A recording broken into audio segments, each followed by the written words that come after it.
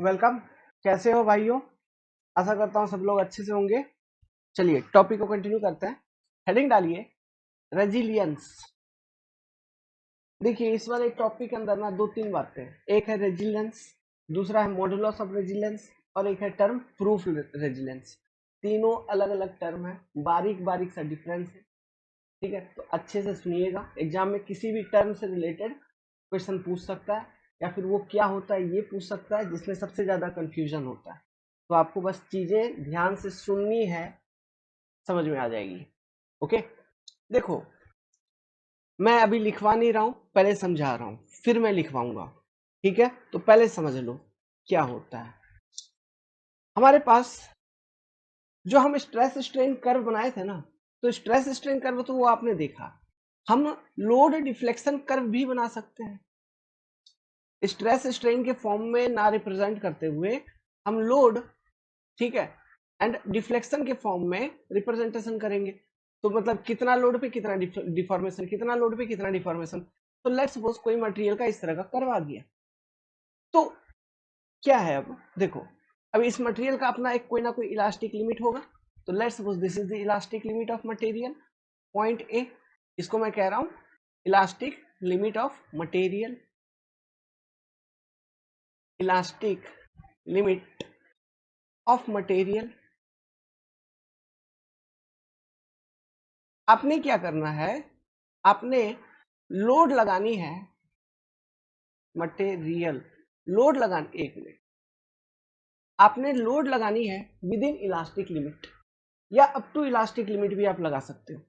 With in या up to elastic limit, elastic limit के beyond नहीं जाना है।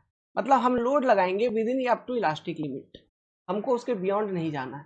तो लेट्स सपोज कि हम लोड लगा दिए up to elastic limit, point A के करस्पॉन्डिंग लोड लगा दिए। तो जो हमारा लोड का वैल्यू है उसको मैं क्या बोलूंगा, load corresponding to elastic limit, PE लिख देता हूं मैं।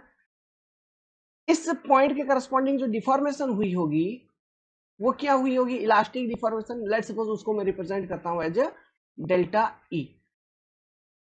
अब ये जो एरिया अंडर दिस कर्व आपको मिल रहा है, area under this load deflection curve, ठीक है, area under this load deflection curve, जब हम लोड को विद इन या up to elastic limit maintain कर रहे हैं। ठीक है, अब इस केस में जो मैंने आपको डायग्राम बनाया है, इसमें मैंने लोड को इलास्टिक लिमिट तक में लगा दिया और ये लोड डिफ्लेक्शन कर्व है। तो area under this load deflection curve क्या होगा, कैसे निकालोगे, you will calculate it as 1/2 elastic load PE, triangle है, ट्रायंगल का फॉर्मूला लगाएंगे, equal to into delta E. तो व्हाट इज दिस, ये होता है total strain energy stored in a given volume of material. This is your total strain energy, और वो भी क्या, टोटल इलास्टिक स्ट्रेन एनर्जी आप कह सकते हो, क्योंकि हम लोड को within elastic limit, up to और विद इन इलास्टिक लिमिट ही लगा रहे हैं। तो total elastic strain energy, strain energy stored in a given volume of material, in a given volume of material।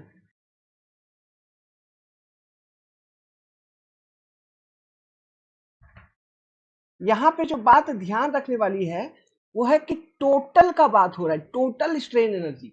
मतलब इससे पहले एक चीज आपने सुन रखा होगा, मैंने ही बताया था, strain energy per unit volume. तो ये strain energy per unit volume का बात नहीं कर रहा है, आई एम टॉकिंग अबाउट उस पर्टिकुलर वॉल्यूम में टोटल स्ट्रेन एनर्जी कितना।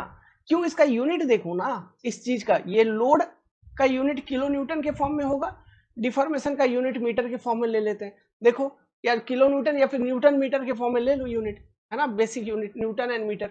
तो ये जो न्यूटन मीटर के फॉर्म में यूनिट आ रहा है, what is this, this is unit of work done, या फिर this is unit of energy, है ना। तो लोड डिफ्लेक्शन कर्व के अंडर में आप जो एरिया ले रहे हो, हम 1/2 into P into delta E जो निकाल रहे हैं, ये आपको क्या दे रहा है, in given volume of that material, जिस मटेरियल के ऊपर आप टेस्टिंग कर रहे हैं उस पर लोड लगाए होंगे, तो लोड जो हम लगा रहे हैं ये उस मटेरियल का अप टू या विद इन इलास्टिक लिमिट हम लगा रहे हैं। तो जो लोड उसके बाद फिर इसका लोड डिफॉर्मेशन कर्व बनाए। अब जिस पॉइंट तक लोड लगाए हैं विद इन इलास्टिक लिमिट या अप टू इलास्टिक लिमिट, उसके अंदर जो एरिया निकल रहा है लोड डिफ्लेक्शन कर्व में, वो एरिया निकाल रहे हैं। तो वो जो एरिया है वो रिप्रेजेंट कर रहा है क्या, total elastic strain energy stored in a given volume of material. इसी को हम रेजिलियंस कहते हैं। समझ गया बात, यही चीज को हम रेजिलियंस कहते हैं। This is only resilience. तो ये जो कर्व हम बना रहे हैं, लोड वर्सेस डिफॉर्मेशन या लोड डिफ्लेक्शन सीधा लिखता हूं, ठीक है, पी डेल्टा कर्व, इसको हम पी डेल्टा कर्व भी बोलते हैं। क्या, P delta curve, okay, load deformation curve. तो रेजिलियंस निकालने के लिए आपने क्या किया, मटेरियल के ऊपर लोडिंग लगाया विद इन या up to elastic limit, load deformation curve बनाया, फिर एरिया अंडर कर्व लिया corresponding to point of load and the strain, मतलब द डिफॉर्मेशन, आपने एरिया अंडर कर्व लिया। तो जो स्ट्रेन एनर्जी की वैल्यू कैलकुलेट होके आ रही है, that is only your resilience. समझ में आ रहा है इसी चीज को? तो हम इसको हम सिंपली ऐसे लिख सकते हैं कि it is nothing but equal to area under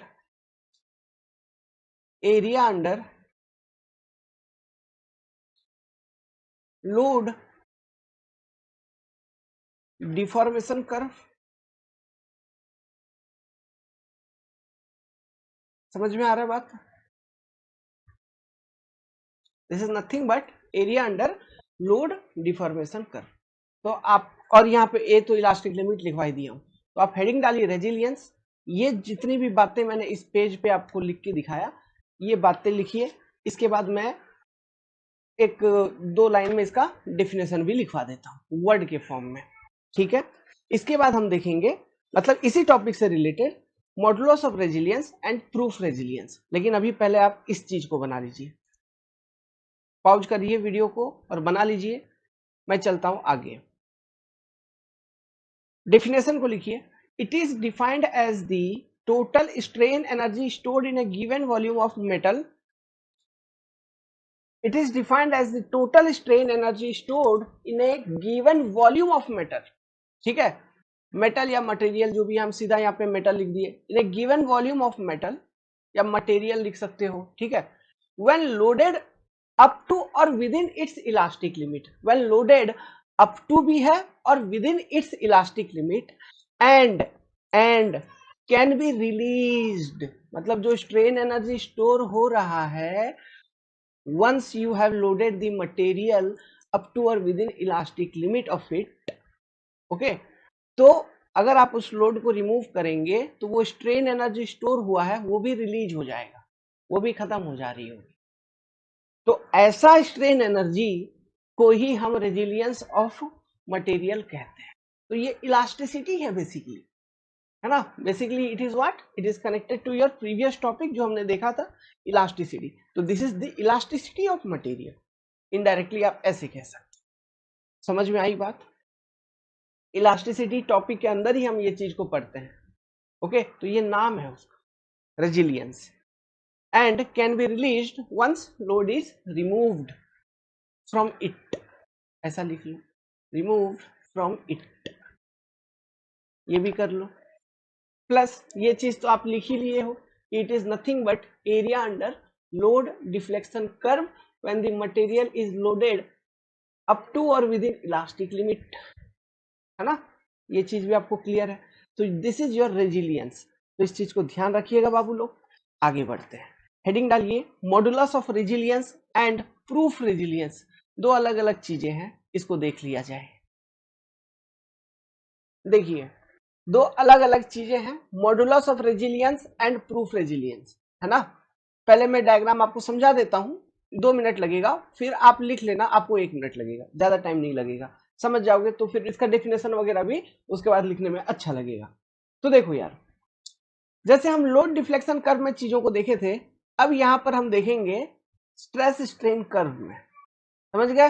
resilience अगर हम सिंपली बोलें तो वो लोड डिफ्लेक्शन कर्व से रिलेटेड चीजें थी, लेकिन अगर मैं मॉडुलस ऑफ रेजिलियंस या प्रूफ रेजिलियंस वगैरह बात कर रहा हूं, तो ये मैं बात कर रहा हूं स्ट्रेस स्ट्रेन कर्व के ऊपर। तो ये sigma axis and this is your upline axis.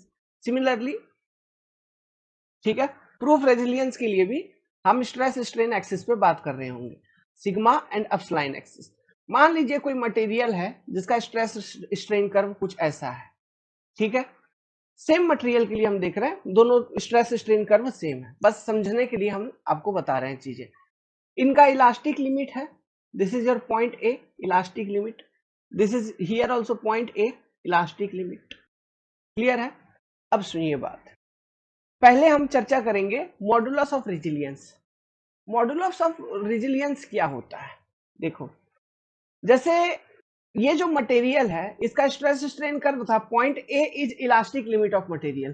तो आप जो स्ट्रेसिंग कर रहे हो, अब यहाँ पे बोलूंगा कि स्ट्रेसिंग हो रहा, आप जो स्ट्रेसिंग कर रहे हो या स्ट्रेनिंग कर रहे हो, ये कुछ ऐसा किया है कि जो स्ट्रेस डेवलप हुई है मटेरियल के अंदर वो उसके इलास्टिक लिमिट से कम डेवलप हुई है, इलास्टिक लिमिट के करस्पॉन्डिंग नहीं।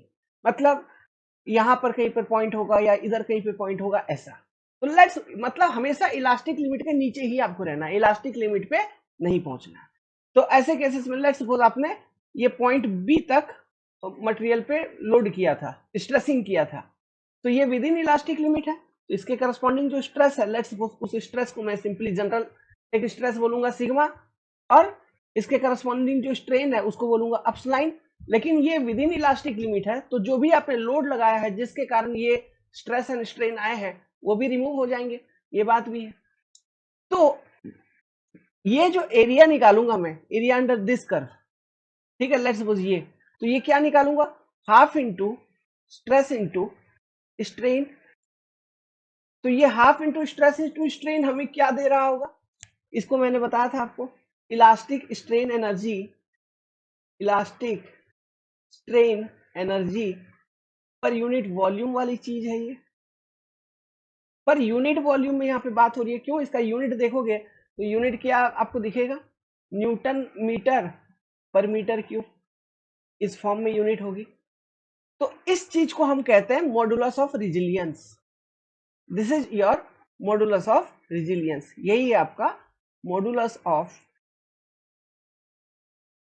रेजिलियंस। तो प्रूफ रेजिलियंस क्या है? देखो, proof resilience is nothing but maximum value of modulus of resilience. आप ऐसा समझ सकते हो, maximum value of modulus of resilience क्या होगा, जब आपने मटेरियल के ऊपर लोड कुछ ऐसा लगाया है कि उसमें जो स्ट्रेस डेवलप हो रही है वो स्ट्रेस डेवलप हो रही है corresponding to its elastic limit. हम यहाँ पे चीजें विद इन इलास्टिक लिमिट ही रखेंगे या अप टू। तो यहाँ पे प्रूफ रेजिलियंस के केस में आपने up to elastic limit stressing कर दिया है। तो अप टू इलास्टिक लिमिट मतलब इलास्टिक लिमिट के करस्पॉन्डिंग जो स्ट्रेस होता है वो क्या होता है, मैंने बोला था ये बेसिकली यील्ड स्ट्रेस ही होता है, इसी के आसपास यील्ड पॉइंट होती है, और इस पॉइंट पे जो स्ट्रेस होती है वो यील्ड स्ट्रेस ही है बेसिकली, और जो स्ट्रेन डेवलप हुई है वो इलास्टिक स्ट्रेन अपलाइन ई। अब अगर हम एरिया निकालेंगे, एरिया अंडर दिस कर्व, जब आपने स्ट्रेसिंग किया अप टू इलास्टिक लिमिट, तो ये क्या मिलेगा आपको, half into sigma Y into epsilon E. तो ये क्या है, दिस इज नथिंग बट हम कह सकते हैं it is your maximum value of elastic strain energy per unit volume, है ना, ये maximum elastic strain energy per unit volume हम कह सकते हैं, maximum elastic strain energy per unit volume. तो यही चीज को हम कहते हैं प्रूफ रेजिलियंस।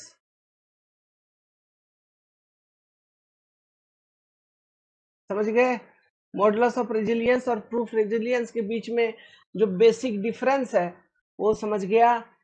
क्या है modulus of resilience, stress strain axis पे विद इन इलास्टिक लिमिट आपने किसी पॉइंट के करस्पॉन्डिंग स्ट्रेसिंग किया है, तो एरिया अंडर कर्व लोगे तो वो देगा elastic strain energy per unit volume, वही होता है modulus of resilience. Proof resilience मतलब it nothing but modulus of resilience को मैक्सिमाइज कर दो, ओके, तो आपको प्रूफ रेजिलियंस मिल रही होगी। क्लियर है बात, समझ गए बात को? तो हाफ इंटू सिग्मा इंटू ई करेंगे तो मॉडुलस ऑफ रेजिलियंस मिलेगा, वही उसी को मैक्सिमाइज कर देंगे तो इलास्टिक लिमिट के करस्पॉन्डिंग जो स्ट्रेस मटेरियल शो कर रहा होगा that is nothing but your yield stress of that particular material. तो half into sigma Y into E epsilon E हम करेंगे तो हमको मिल जाएगा प्रूफ रेजिलियंस। समझे क्या? तो ये प्रूफ रेजिलियंस को मैं और एक मतलब इसका छोटा सा डेरिवेशन दिखा सकता हूँ। देखिए जैसे हमने प्रूफ रेजिलियंस इक्वल टू लिखा, प्रूफ रेजिलियंस,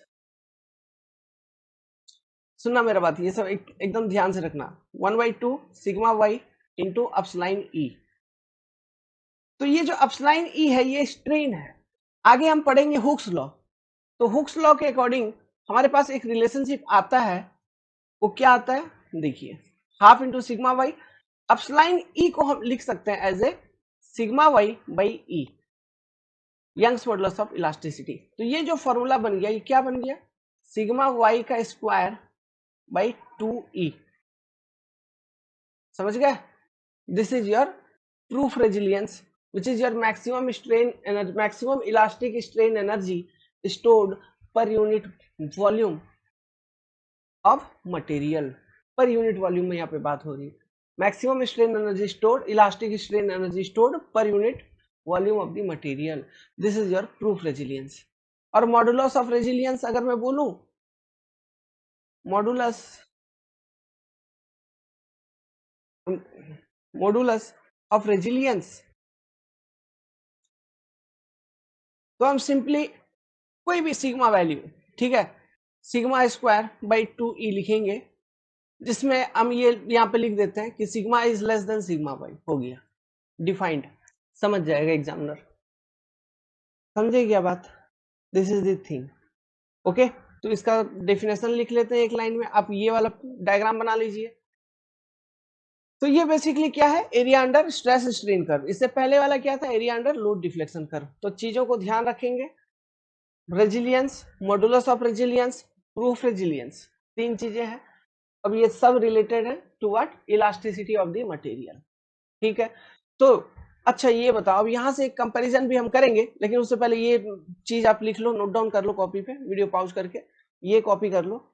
अब हम डेफिनेशन अगर लिखें तो क्या लिख सकते हैं, it is the strain elastic strain energy stored पर unit volume, it is the elastic strain energy stored per unit volume of given material which can be released as load get removed, that is it is area under stress strain curve।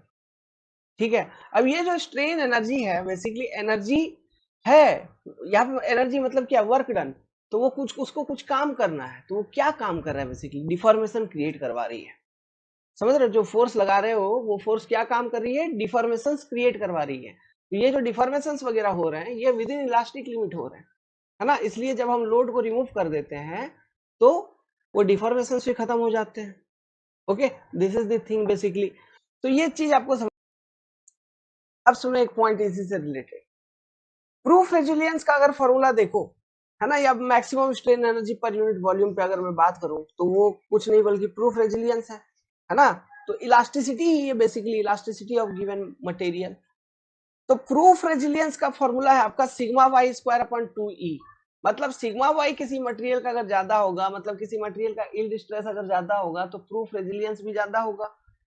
कहने का मतलब है simply अगर मैं पूछ दूं high tension steel HTS मतलब high tension steel, हाँ, क्या हाई टेंशन स्टील का sigma Y is greater than mild steel? बिल्कुल है, बिल्कुल। हाई टेंशन स्टील का yield stress is greater than mild steel. So क्या मैं ये कह सकता हूं यहां से कंक्लूड करके कि HTS हाई टेंशन स्टील का प्रूफ रेजिलियंस ज्यादा है, high tension steel has more modulus of resilience या प्रूफ रेजिलियंस? हाँ, बिल्कुल कह सकते हैं, मॉडुलस ऑफ रेजिलियंस या प्रूफ रेजिलियंस। मतलब हाई टेंशन स्टील की इलास्टिसिटी ज्यादा है, इसीलिए बोला था जो स्प्रिंग बनता है वो हाई टेंशन स्टील का बनता है। किसका बनता है बाबू? हाई टेंशन स्टील का। याद करो, लिखवाया था इससे पहले, जो क्लासेस हो चुके हैं उसमें मैंने लिखवाया था। ओके, ज्यादा मॉडुलस ऑफ रेजिलियंस कहां पे जरूरत पड़ती है? देखो, ऐसा कोई चीज अगर बना रहे हो, ऐसा कोई मशीन पार्ट वगैरह बना रहे हो जहां पे शॉक एब्जॉर्प्शन की रिक्वायरमेंट है, मतलब लोड को एब्जॉर्ब करने की रिक्वायरमेंट है, ठीक है, सस्पेंशन हो गया, जैसे स्प्रिंग हो गया, ये सब पार्ट्स को, ये सब पार्ट पुर्जे को बनाने के लिए हम ऐसा मटेरियल का यूज करेंगे जिसका इलास्टिसिटी ज्यादा हो या जिसका रेजिलियंस ज्यादा हो। समझ में आ रहा है? तो इस पॉइंट को भी अगर लिखना है तो आप लिख सकते हैं, लिख लीजिए ये वाला पॉइंट को भी, काय कंफ्यूजन में रहोगे एग्जाम में। Okay, high modulus of resilience is desirable in case where load absorption is required like spring, suspension etcetera. अच्छा, इसका सिंबॉलिक रिप्रेजेंटेशन क्या है? देखो, ये बेसिकली क्या है, strain energy with in elastic limit हम निकाल रहे हैं ना, तो इसका सिंबॉलिक रिप्रेजेंटेशन जो होता है स्ट्रेन एनर्जी का, वो होता है यू। ठीक है, तो रेजिलियंस का बात कर रहे हैं, है ना, this is symbolic representation of strain energy you. ठीक है, तो रेजिलियंस अगर बोल दोगे तो यू आर हो गया, लिख दो, it is equal to sigma y square by 2e, है ना। कह लो यहाँ पे maximum strain energy, maximum elastic strain energy stored in the material per unit volume।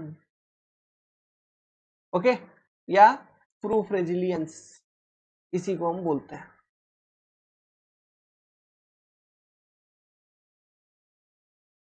Okay, या proof resilience, symbolic representation is U, तो ध्यान रखना। ओके, यू से हम रिप्रेजेंट करते हैं। तो ये हो गया आपका टॉपिक, ये वाला खत्म। ओके, अब देखिए कुछ कुछ प्रॉपर्टीज के बारे में लिखेंगे, और जैसे कि छोटे छोटे प्रॉपर्टीज, जैसे डक्टिलिटी क्या होता है इसको लिखेंगे, ब्रिटलनेस क्या होता है इसको लिखेंगे, मेलाबिलिटी क्या होता है इसको लिखेंगे, हार्डनेस क्या होता है, स्ट्रेस रिलैक्सेशन क्या होता है, इलास्टिसिटी एक बड़ी टॉपिक थी, अभी खत्म हो गई। बाकी ये सब छोटा छोटा टॉपिक लिखेंगे। फिर फैटिक क्या होता है वो समझाऊंगा, जहां पे मुझे वीडियो में आने की जरूरत है वहां मैं वीडियो में आके समझाऊंगा, जैसे फैटिक वगैरह समझाने के लिए वीडियो में आके थोड़ा समझा दूंगा। ओके, जहां जरूरत नहीं है वहां ऐसे ही चलेगा, क्योंकि डेटा ज्यादा खपत हो जाता है। ठीक है, ऐसे भी आपको समझ में आ रही है पूरा का पूरा, नहीं समझ में आएगी ऐसा हो ही नहीं सकता। बस फोकस रहो, अटेंटिव रहो, चीजें सब हो जाएंगी। ठीक है, चलो, तो डक्टिलिटी क्या है? देखो यार, कोई चीज अगर ज्यादा डक्टाइल है, मतलब वो डिफॉर्म कर रहा है, मतलब उसको तुम तार के फॉर्म में बना सकते हो।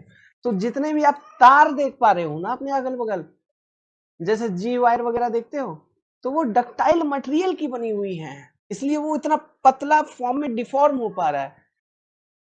समझ में आ रहा है? सो फिजिकली आप इस तरह से आइडेंटिफाई कर सकते हो, if a material is ductile then it can be drawn into wires. ये चीज आपसे पूछेंगे, जैसे कि example mild steel highly ductile, aluminium, copper, manganese, lead, nickel, brass, bronze, ये सारे के सारे मेटल्स आपके डक्टाइल है।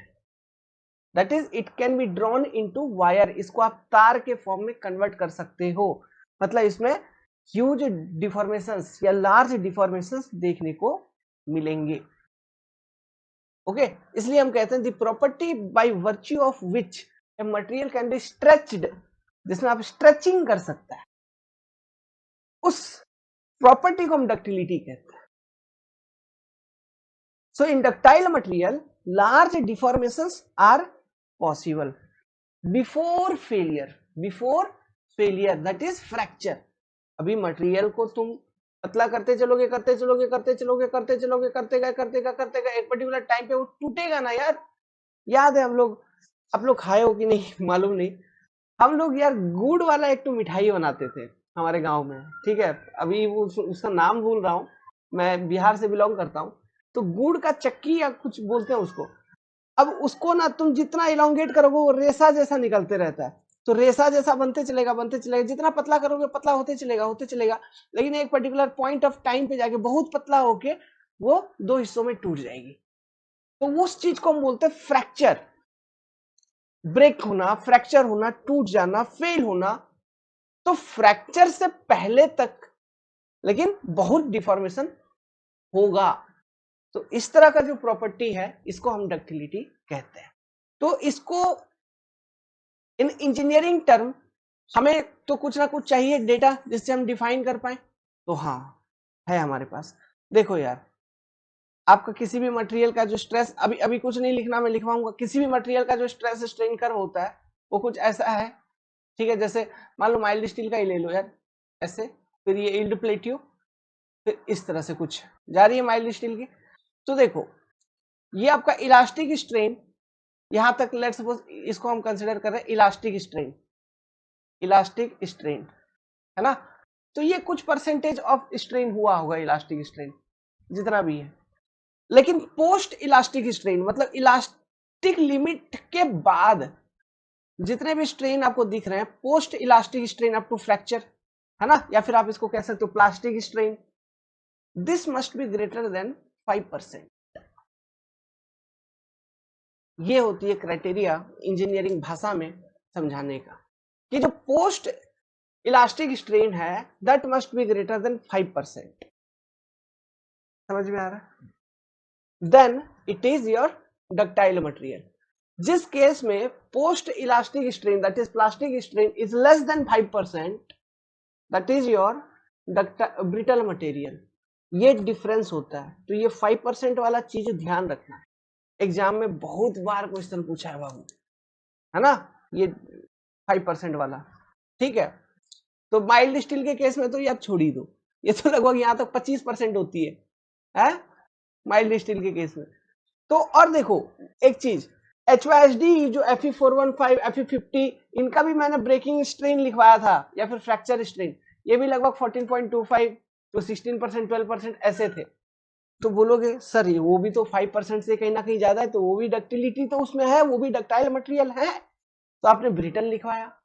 देखो यार, वो जो चीज हम कर रहे थे वो कंपेयर कर रहे थे with respect to mild steel. Mild steel के कंपैरिजन में HYSD की ब्रिटलनेस ज्यादा, डक्टिलिटी कम, यील्ड स्ट्रेंथ ज्यादा। ये कंपैरिजन चल रहा था इन बिटवीन द टू। समझ गए? तो जहां भी मान लो ब्रिटल मटेरियल लिखा हुआ है तो आप वहां पे ब्रैकेट में लिख सकते हो as compare to Fe250। Mild steel के रेस्पेक्ट में ये ज्यादा ब्रिटल है, माइल्ड स्टील के रेस्पेक्ट में ये कम डक्टाइल है, ऐसा। क्लियर है बात? समझ गए चीजों को? तो this is your engineering definition. तो ये डायग्राम रहने देता हूं, ठीक है। जस्ट ये डायग्राम रहने देता हूं। ये 25% होता है माइल्ड स्टील के लिए, माइल्ड स्टील या Fe250 यहाँ लिख देता हूं, Fe250। ये तो समझ ही रहे हो पॉइंट F, तो इसके करस्पॉन्डिंग जो स्ट्रेन है फ्रैक्चर स्ट्रेन है। This is your plastic strain, ये भी लिख देता हूं यहाँ पे, प्लास्टिक स्ट्रेन, है ना। और ये इलास्टिक स्ट्रेन हो ही गया। तो जो प्लास्टिक स्ट्रेन है that must be greater than 5%। Then ductile material, जैसे यहाँ पे ग्रेटर देन 5% लिखा हूं तो डक्टाइल मटेरियल। अगर लेस देन 5% होगा तो हो जाएगा आपका ब्रिटल मटेरियल। तो ये डायग्राम बना लेना। अब मैं लिखवाता हूँ इसका डेफिनेशन। डक्टिलिटी एंड ब्रिटलनेस, अब दोनों को हम इसी 5% के बेसिस पे डिफाइन कर सकते हैं इजीली, तो एक ही साथ लिखवा देता हूं। अच्छा, ब्रिटलनेस मतलब क्या है? डिफॉर्मेशन कम होगा, मतलब यही है कि डिफॉर्मेशन कम होगा और वो जल्दी टूट जाएगा। लेकिन डक्टिलिटी मतलब डिफॉर्मेशन ज्यादा होगा फिर वो टूटेगा, बस यही मतलब है ना। तो इस चीज को समझ भी लिए हैं, विजुअलाइज भी हो गया है, लिखेंगे अब। तो लिखिए, ductility is the property by which material can be stretched, full stop. Large deformation are thus possible in ductile material before failure.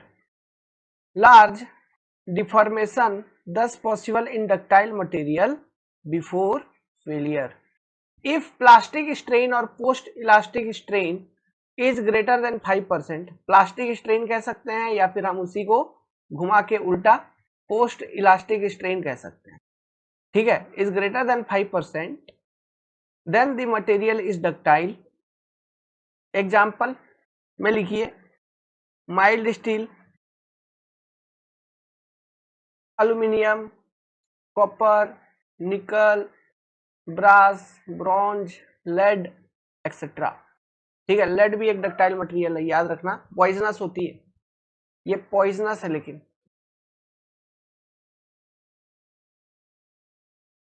अच्छी नहीं है। पॉइजनस का स्पेलिंग क्या होता है यार, एक मिनट, पॉइजनस, ठीक है, ये हेल्थ के लिए अच्छी बात नहीं है, हेल्थ के लिए अच्छी नहीं है। अगर आप इसका कंजम्पशन करते हो तो डिजीज होता है। एनवायरमेंट में आप बहुत इल फैक्टर, मतलब बहुत गलत गलत बात पढ़ेंगे लेड से रिलेटेड, ठीक है, लेड अच्छी चीज नहीं होती है। लेड हो गया, मरकरी हो गया, ठीक है, ये सब अच्छी चीज नहीं होती। ब्रिटल मटेरियल क्या होता है, जिसमें डक्टिलिटी नहीं है वो मटेरियल ब्रिटल होगा, है ना, तो lack of ductility is brittleness. Fracture जो होगा वो जैसे ही मटेरियल अपना इलास्टिक लिमिट को रीच करता है, उसका थोड़ा सा भी स्ट्रेनिंग करेंगे तो उसमें फ्रैक्चर हो जाना चाहिए। तो ऐसा जो मटेरियल होगा वो होगा ब्रिटल मटेरियल आपका। समझ में आ रहा है? Okay, fracture takes place immediately after its elastic limit is reached. अब देखिए, मतलब जो ब्रिटल मटेरियल होते हैं ना, इस केस में क्या होता है, अल्टीमेट पॉइंट जो होता है, स्ट्रेस स्ट्रेन का याद करो, उसमें एक पॉइंट बताया था अल्टीमेट पॉइंट। अल्टीमेट पॉइंट और फ्रैक्चर पॉइंट लगभग करीब करीब होते हैं, आसपास ही होते हैं ब्रिटल मटेरियल के लिए। अल्टीमेट पॉइंट और फ्रैक्चर पॉइंट बहुत ही पास में रहते हैं।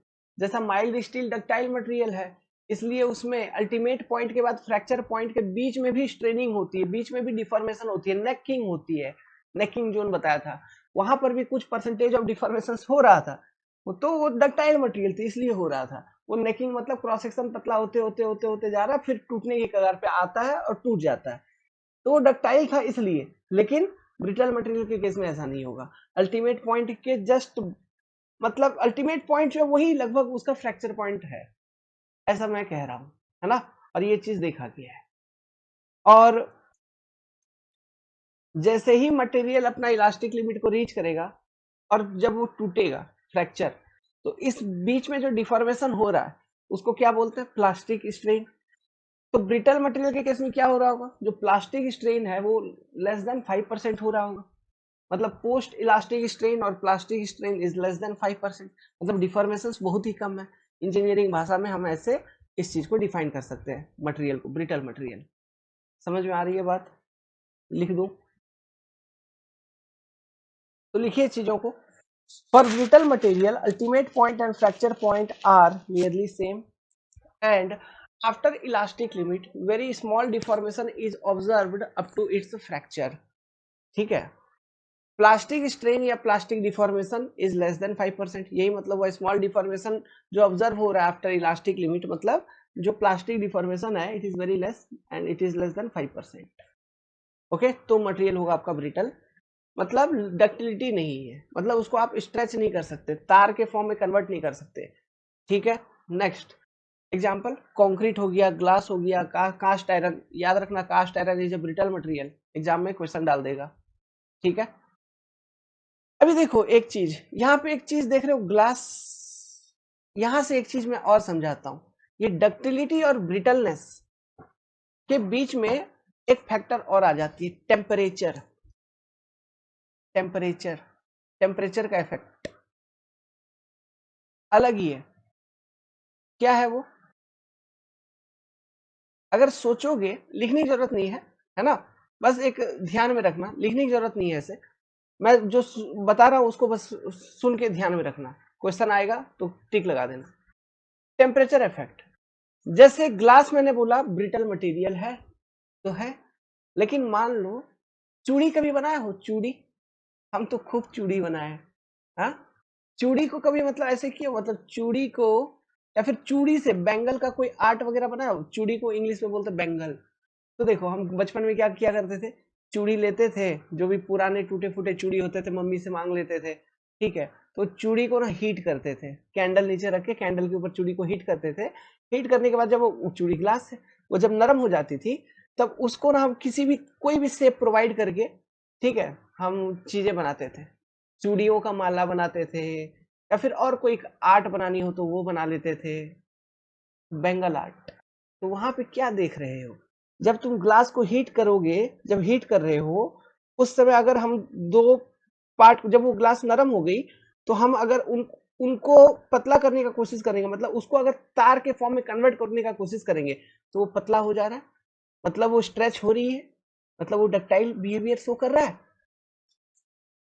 अभी क्या हो गया, मतलब ब्रिटल मटेरियल हो गया डक्टाइल, आप ऐसा बोल रहे हो सर?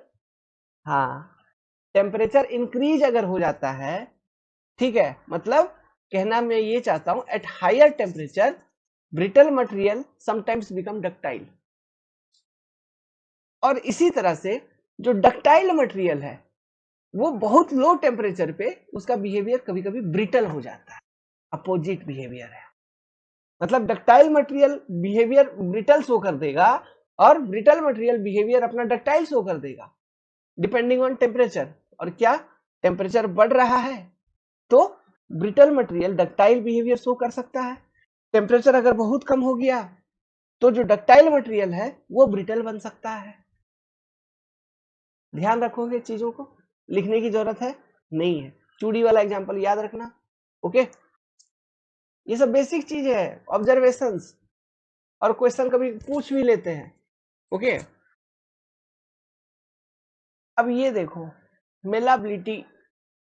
मेलाबिलिटी का मतलब क्या हुआ, इस यहाँ पे देखो, यहाँ पे जो इसका प्रोनाउंसिएशन है ये है मेलाबिलिटी। इसमें मतलब ये जो ई है ना, यहाँ पे डबल एल के बाद जो ई है, ये साइलेंट हो जाता है ना, नहीं तो हम पढ़ते मेलियाबिलिटी, ना ना, मेलाबिलिटी। हम क्या बोलते हैं इसको, मेलाबिलिटी। मेरे साथ बोलिए, मेलाबिलिटी। ओके, तो ये जो मेलाबिलिटी क्या प्रॉपर्टी है, जैसे कि आपने देखा डक्टिलिटी, मतलब आपको कोई भी मटेरियल को तार के फॉर्म में कन्वर्ट कर सकते हैं। तो कोई मटेरियल या कोई मेटल अगर मेलाबल है, तो इसका मतलब उसको सीट के फॉर्म में आप कन्वर्ट कर सकते हैं। सीट मतलब चदरा, टीना देखे हो, टीन का चदरा देखे हो, तो सीट के फॉर्म में आप कन्वर्ट कर सकते हैं। तो अगर आप किसी मेटल को सीट के फॉर्म में कन्वर्ट कर सकते हैं, तो वो मेलाबल है, उसमें मेलाबिलिटी है। तो ये क्यों होती है, प्लास्टिसिटी ज्यादा होने के कारण, high degree of plasticity in malleable material होने के कारण आपका ये प्रॉपर्टी आती है कि आप उस मेटल को सीट के फॉर्म में कन्वर्ट कर पा रहे हैं। समझ में आ रहा है, मतलब हम इजीली उसको प्रेस करके सीट के फॉर्म में कन्वर्ट कर सकते हैं। तो the metal which can be converted into seat by pressing is said to have malleability property. It is basically due to what? Due to possessing of high degree of plasticity in such materials.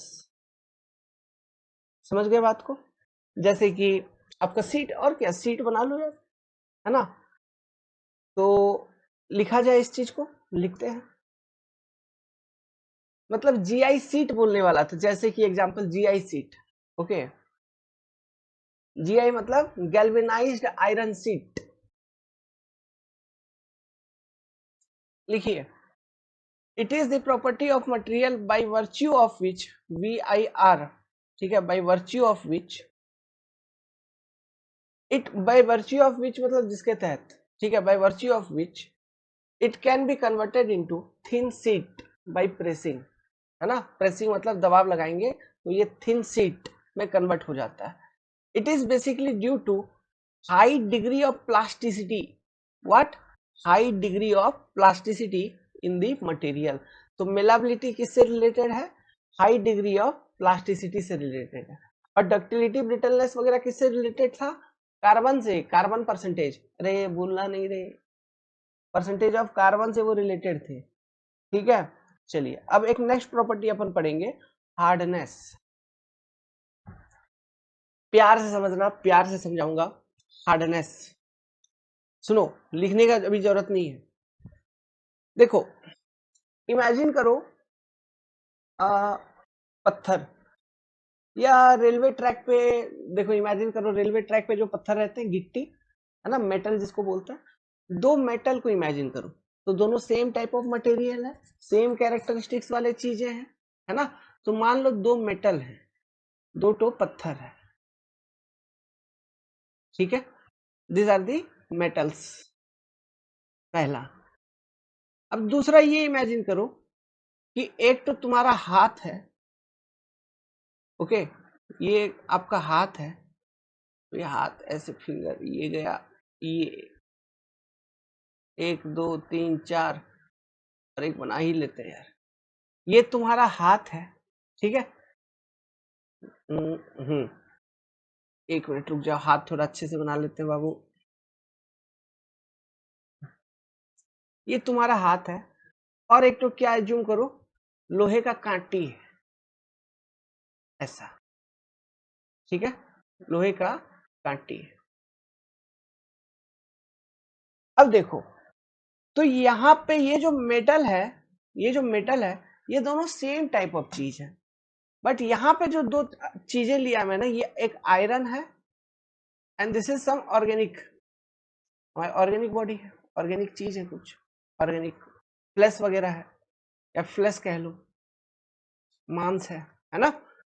अब देखो, मैं क्या करूंगा, जैसे metal, दो तो जो metal है, इन दोनों को ना आपस में रब करूंगा, घिसूंगा, इन दोनों को एक दूसरे से घिसूंगा, इन दोनों को क्या करूंगा, एक दूसरे से घिसूंगा, रब करूंगा।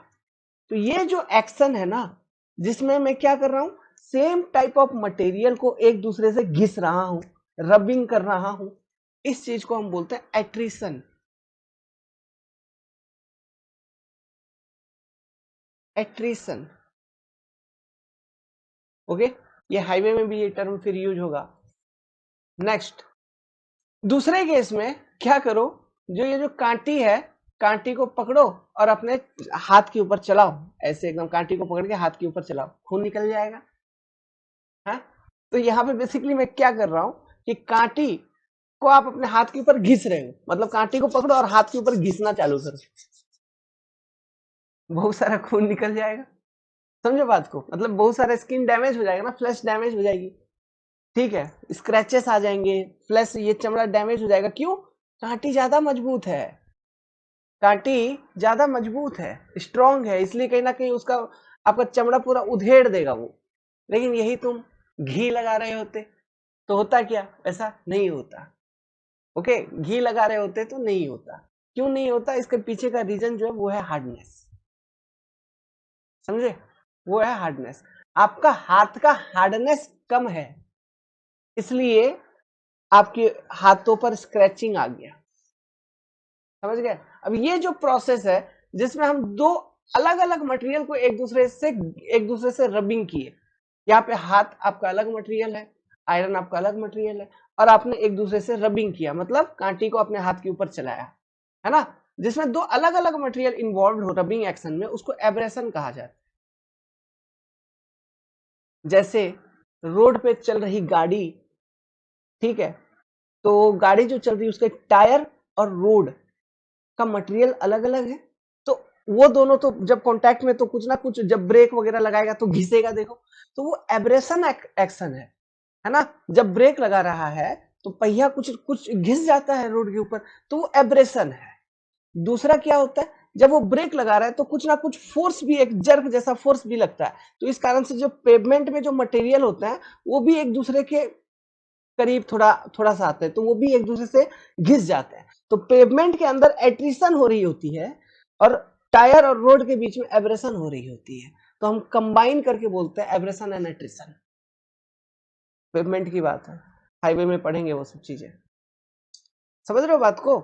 तो एब्रेशन, तो hardness is related to abrasion test, hardness is related to abrasion, मतलब जो मटेरियल ज्यादा हार्ड होगा, जिसका हार्डनेस ज्यादा होगा, मान लो किसी मटेरियल का हार्डनेस ज्यादा है, तो उसके ऊपर अगर आप किसी दूसरे मटेरियल को यूज करके, मतलब कम हार्ड मटेरियल को यूज करके, लेट सपोज आप स्क्रैचिंग कर रहे हो, मतलब आप घिस रहे हो उसके ऊपर, तो किसी भी तरह का स्क्रैच वगैरह कुछ भी डेवलप नहीं होगा, सरफेस पे स्क्रैचेस डेवलप होगा ही नहीं, समझ रहे हैं।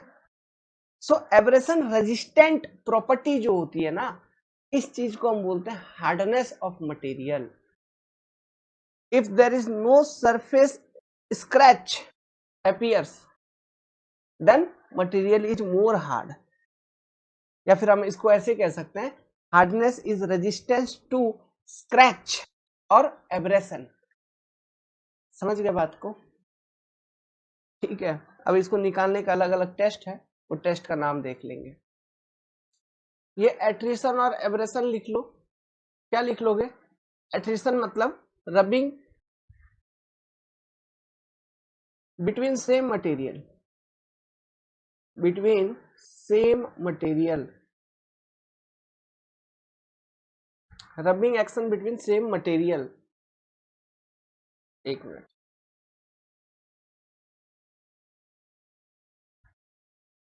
एब्रेशन लिख लो, rubbing action between two different material,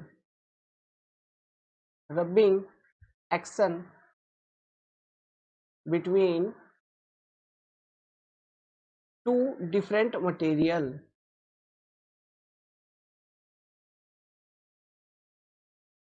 clear है आपका? यहां तक क्लियर हो गया? आगे तो हार्डनेस को हम कैसे लिख सकते हैं? Hardness is resistance to scratch और एब्रेशन। मेथड्स लिखिए, मोहर्स टेस्ट एक है, नाम याद रखना बस, Brinell hardness method, Rockwell hardness method, Vickers hardness method. अच्छा इसमें देखो, ये वाला जो मेथड है ना, ये ऑब्जेक्टिव क्वेश्चंस में बहुत बार पूछा जा चुका है। Brinell hardness test, Brinell hardness method है ना, ब्रिनल्स टेस्ट। बाकी कोई भी नाम पूछा जा सकता है एजी एग्जामिनेशंस का, कोई जात नहीं होता ऑब्जेक्टिव क्वेश्चंस का। नाम याद रखना टेस्ट का, इसलिए लिखवा रहा हूं। और एक तो टेस्ट है नूप हार्डनेस टेस्ट, नूप हार्डनेस टेस्ट, बस नाम याद रखने लायक है बस, नूप हार्डनेस मेथड। ये सभी एक कैटेगरी ऑफ मेथड है, ये सभी वन ग्रुप में है, मोहर्स टेस्ट अलग है। मतलब टेस्ट का नेचर अलग है, मोहर्स टेस्ट में अलग कॉन्सेप्ट यूज किया जाता है, बाकी ये जो चारों मैंने बताया इसमें कोई अलग कॉन्सेप्ट यूज किया जाता है ना। तो यहाँ पे ये ग्रुप एक, ये पहला है, ये दूसरा ग्रुप का है, ऐसे लिख लो। समझ गए? तो ये बस आपको वैल्यू चीजें ध्यान में रखनी है, इससे ज्यादा और अपने को कुछ नहीं करना है, बस नाम याद रखना है। ओके, अब कॉपी पे हेडिंग डालो, toughness and modulus of toughness. ठीक है, अब इस टॉपिक को समझेंगे। जो टफनेस होती है, ये जैसे resilience, modulus of resilience, resilience related था लोड डिफ्लेक्शन कर्व से, उसी तरह से toughness is related to your load deflection curve. तो it is what, it is your total strain energy up to fracture limit, fracture point तक जो total strain energy store होता है वही आपका टफनेस, और कुछ नहीं। It is equal to area under load deflection curve up to fracture. मतलब मान लो ये कोई मटेरियल है जिसका ये लोड डिफ्लेक्शन कर्व है, पी डेल्टा कर्व है, this is P, this is deformation, load deflection curve, and इस तरह से आया, और ये आपको यहाँ पे पॉइंट एफ है, मतलब मटेरियल यहाँ पे फ्रैक्चर हो गया। तो ये एरिया अगर आप निकालोगे, ठीक है, area under this curve, this area, इसी को हम कहते हैं टफनेस। टफनेस जो प्रॉपर्टी है ना मटेरियल का, ये हमें तब जरूरत पड़ती है जहां पर हमें शॉक एब्जॉर्प्शन या लोड एब्जॉर्प्शन की दरकार पड़ती है। मतलब इजीली वो मटेरियल आपका लोड को एब्जॉर्ब कर ले बिना टूटे, जैसा स्प्रिंग जैसा कुछ। समझ में आ रहा है? शॉक लोडिंग के केस में, शॉक लोडिंग मतलब अचानक से आप लोडिंग दे रहे हो, साइक्लिक लोडिंग कर रहे हो, मतलब लोड दिए रिमूव किए, लोड दिए रिमूव किए, लोड दिए रिमूव किए, तब ऐसे कंडीशंस में यार मटेरियल आपका टफ होना चाहिए, ताकि वो लोड को झेल पाए, जो स्ट्रेसेस डेवलप हो रहा है उसको झेल पाए। समझ में आ रहा है? तो जहां पे साइक्लिक लोडिंग का सिनेरियो होता है, ओके, या सॉफ्ट लोडिंग का सिनेरियो होता है, ऐसे लोकेशंस पे हमें टफ मटेरियल को यूज करना चाहिए।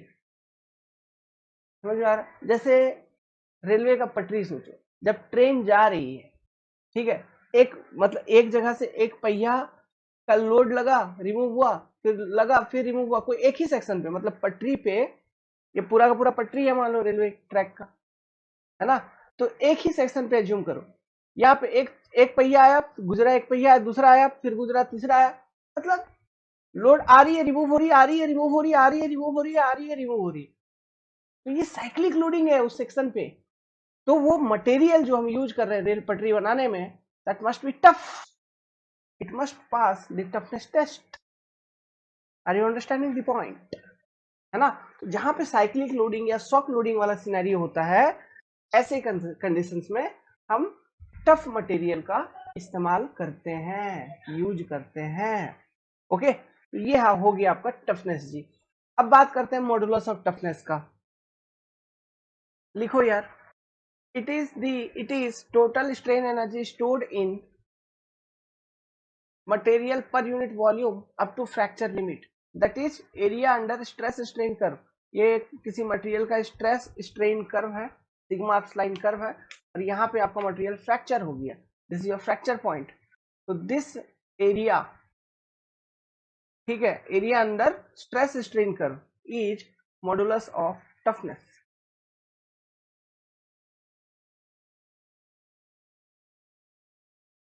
क्लियर है बात? ठीक है, तो ये ध्यान रखिएगा, टफनेस सिंपली अगर कोई बोल दे तो area under load deflection curve, modulus of toughness अगर कोई बोल दे तो area under stress strain curve. Okay, तो जैसे कि अगर मैं आपको किसी मटेरियल का निकाल के ही दिखाऊं, फॉर एग्जांपल माइल्ड स्टील के लिए कैसे कैलकुलेट करेंगे, माइल्ड स्टील का हम कैसे कैलकुलेट करेंगे, एक केस में निकाल के ही दिखाता हूं। देखो, माइल्ड स्टील का ये स्ट्रेस स्ट्रेन कर्व पहले बना लेंगे बाबू, तो बना लिया जाए, this is sigma and this is epsilon. थोड़ा पतला कर लेता हूं पेंसिल को, ये यू आई, फिर ये upper yield point, lower yield point, फिर इल्ड प्लेट यू, फिर ये ऐसा स्ट्रेन हार्डनिंग अल्टीमेट पॉइंट, फिर ये फ्रैक्चर पॉइंट। ये आ जाएगा माइल्ड स्टील के केस में चीजें। ठीक है, ये माइल्ड स्टील के केस में ये चीजें आ गई। अब देखो यार, स्ट्रेसेस शो कर देते हैं। ये जो स्ट्रेस है, इल्ड स्ट्रेस है, इसको मैं लिख देता हूं सिग्मा वाई। ये जो पॉइंट अल्टीमेट पॉइंट, इसके करस्पॉन्डिंग जो स्ट्रेस होगा वो अल्टीमेट स्ट्रेस होगा, उसको मैं लिख देता हूं सिग्मा यू। अल्टीमेट स्ट्रेस कितना होता है माइल्ड स्टील का? 400 से 410 मेगापास्कल, न्यूटन पर एमएम स्क्वायर, है ना? और इल्ड स्ट्रेस 250, इल्ड स्ट्रेस कितना? 250। और ये हो गया आपका फ्रैक्चर पॉइंट एफ। तो फ्रैक्चर पॉइंट एफ के करस्पॉन्डिंग जो स्ट्रेन है वो क्या है? Let's suppose this is your fracture strain epsilon F. कितना होता है लगभग माइल्ड स्टील के केस में? 25%। याद है? याद है आपको? सब चीज याद है। तो हमको बेसिकली क्या निकालना है? एरिया अंडर दिस कर्व, ठीक है, area under this curve. Modulus of fracture calculate करने के लिए हमको area under this curve calculate करना है। तो देखो यार, हम कैसे कैलकुलेट करेंगे? देखो, अगर मान लो ये जो इल्ड प्लेट्यू है, इल्ड प्लेट्यू अगर सीधा होता तब तो हम इजीली निकाल लेते, एक रेक्टेंगल जैसा कुछ एरिया बन रहा है यार, है ना? ओके, या फिर आप सिंपली यहां से यहां तक ऐसा कुछ एक लाइन वाइन ड्रॉ करके हम निकाल लेते। इसको निकालने का एक सिंपल सा तरीका है, मैं क्या बोलूं, सीधा सीधा बता रहा हूं। देखो हम क्या करते हैं, ये देखो यहाँ पे दो स्ट्रेस का वैल्यू है, सिग्मा यू और सिग्मा वाई, है ना? तो ये दो स्ट्रेस के वैल्यू का एवरेज लेते हैं, मतलब एक स्ट्रेस का वैल्यू डिसाइड कर लेते हैं। ठीक है, let's suppose this is your sigma average. Sigma average equal to क्या? Sigma U plus sigma Y by 2। ठीक है, this is your average stress. और ये होगी आपका क्या, एक मिनट, ये होगी आपका, या ये फ्रैक्चर स्ट्रेन, है ना? अब ये जो इस तरह से इनिशियल स्लोप मैंने ऐसे सुला के दिखाया, ये एक्चुअली में ऐसा नहीं होता है, नियरली ये वर्टिकल ही होता है ना? तो एक रेक्टेंगल जैसा ये कहीं ना कहीं बन जा रहा है, देखो एक रेक्टेंगल जैसा ये बन जा रहा है, ऐसा कुछ। मतलब ये जो स्ट्रेस की वैल्यू है, this stress value, it is your sigma ultimate plus sigma Y by 2। और ये जो स्ट्रेन की वैल्यू है, it is your epsilon F. तो एरिया अंडर दिस कर, तो इसका एरिया क्या होगा? Area is equal to simply sigma U plus sigma Y by 2 into epsilon F. इस तरह से हम निकालते हैं modulus of toughness for mild steel, समझे क्या? ओके, और सिग्मा वाई क्या है? Yield stress. सिग्मा यू क्या है? Ultimate stress. अपस्लाइन एफ क्या है? स्ट्रेन एट फ्रैक्चर पॉइंट, समझे? यहाँ पे देखिए, जो ये टफनेस का फॉर्मूला है, ये किन किन बातों पे डिपेंड कर रहा है? सिग्मा यू के ऊपर डिपेंड कर रहा है, सिग्मा वाई के ऊपर, sigma U, sigma Y and epsilon F, ultimate tensile strength, yield strength and fracture strain. तो मान लो हम फ्रैक्चर स्ट्रेन पे चर्चा करें, तो फ्रैक्चर स्ट्रेन देखिए किस तरह के मटेरियल का अधिक होता है? डक्टाइल मटेरियल का जनरली फ्रैक्चर स्ट्रेन अधिक होता है, इन जनरल बात कर रहा हूं। डक्टाइल मटेरियल का फ्रैक्चर स्ट्रेन ज्यादा है, तो अगर फ्रैक्चर स्ट्रेन ज्यादा होगा तो मॉडुलस ऑफ टफनेस हो जाएगा आपका ज्यादा फॉर डक्टाइल मटेरियल। मतलब कि जो डक्टाइल मटेरियल है वो जनरली टफ होते हैं। तो अगर डक्टाइल मटेरियल जनरली टफ होते हैं तो ब्रिटल मटेरियल क्या होते हैं? ब्रिटल मटेरियल जनरली हार्डनेस उनकी अधिक होती है। समझ गए बात को? ये पॉइंट याद रहेगा कि ductile material are generally tough in nature and brittle material are generally hard in nature. Okay, दूसरी बात कि जो आपका मॉडुलस ऑफ टफनेस है वो बेसिकली जो डिपेंड करता है वो डिपेंड करता है ultimate tensile strength sigma U and epsilon F के ऊपर, फ्रैक्चर स्ट्रेन। इन दोनों बातों के ऊपर आपका modulus of toughness basically depend करता है। किसी भी मटेरियल का मॉडुलस ऑफ टफनेस हम कैसे निकालते हैं, उसके लिए टेस्ट है, हम अभी देखेंगे। 4P टेस्ट या वी नॉट टेस्ट उसको हम कहते हैं, वो हम देखेंगे। इंपैक्ट लोडिंग अप्लाई करके निकाली जाती है। मैं आपको एक प्रॉपर वीडियो दिखाऊंगा कि 4P टेस्ट का कि किस तरह से टेस्ट किया जाता है, फिर एक्सप्लेन करूंगा चीजों को, आपको बहुत अच्छे ढंग से समझ में आ जाएगा। लेकिन अभी जो पॉइंट पे मैं चर्चा कर रहा हूं उन पॉइंट को सुनो, क्योंकि यहां से मैं लॉजिकल सेंटेंस लिखवाऊंगा। ये ठीक है, आप ब्रैकेट में एक जगह पे स्टार पॉइंट ऐसे डाल के साइड में कहीं पर ये दो बातें डाल दो, क्योंकि इससे रिलेटेड मैं थ्योरेटिकल नोट्स लिखवाऊंगा। ओके, अब सुनिए, तो ये टफनेस प्रॉपर्टी हमें इसकी जरूरत ही क्या पड़ रही है? ऐसा मटेरियल को हम कहां पर यूज कर सकते हैं? हमें ये टफनेस प्रॉपर्टी मटेरियल की जरूरत ही क्यों पड़ रही है? तो यहाँ पे बेसिकली हो क्या रहा है, देखो हो ये रहा है, ऐसा कोई मटेरियल जो फ्रैक्चर होने से पहले ज्यादा डिफॉर्म कर पाएगा वो मटेरियल टफ है। मतलब इस तरह का प्रॉपर्टी हमें ऐसे जगह पे चाहिए जहां साइक्लिक लोडिंग आ रही हो, जहां पर साइक्लिक लोडिंग आ रही हो या शॉक लोडिंग आ रही हो, ऐसे लोकेशंस पे हमें टफ मटेरियल यूज करना है। जैसे रेलवे ट्रैक, रेलवे ट्रैक के ऊपर आप किसी एक पर्टिकुलर सेक्शन को कंसिडर कर लीजिए, है ना? इसी सेक्शन से पहिया आया, इसी सेक्शन से पहिया गया, फिर सेक्शन पे पहिया आया फिर गया, आया गया आया गया, तो बार बार लोडिंग आ रहा है फिर जा रहा है, लोडिंग आ रहा है फिर जा रहा है, लोडिंग आ रहा है जा रहा है, लोडिंग आ रहा है जा रहा है, तो साइक्लिक लोडिंग हो नहीं गया, लोड रिपीटेशन हो नहीं गया। समझ रहे हो? तो इस तरह के सिनेरियो में हमें ऐसा मटेरियल यूज करना होगा जो कि टफ है। समझ में आ रही है बात, है ना? ये साइक्लिंग लोडिंग वाला जो केस है, इससे रिलेटेड एक तरह का फेलियर भी होता है जो हम आगे देखेंगे, fatigue failure. Okay, fatigue failure वो हम देखेंगे। तो इन बातों को लिखिए, नोट बनाइए, नोट बना के लिखना चालू करिए। Ductile material are tough, are generally tough, आप ऐसे लिख दीजिए, जनरली शब्द लगा दीजिए, generally tough in nature, complete कर दीजिए। उसी तरह से ब्रिटल मटेरियल आर जनरली लगा दो, हार्ड इन नेचर लगा दो।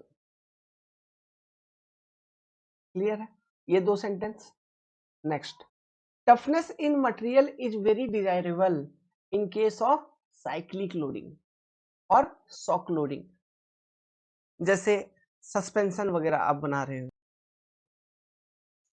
नेक्स्ट पॉइंट देखिए, if material is tough it has ability to store large strain energy before fracture.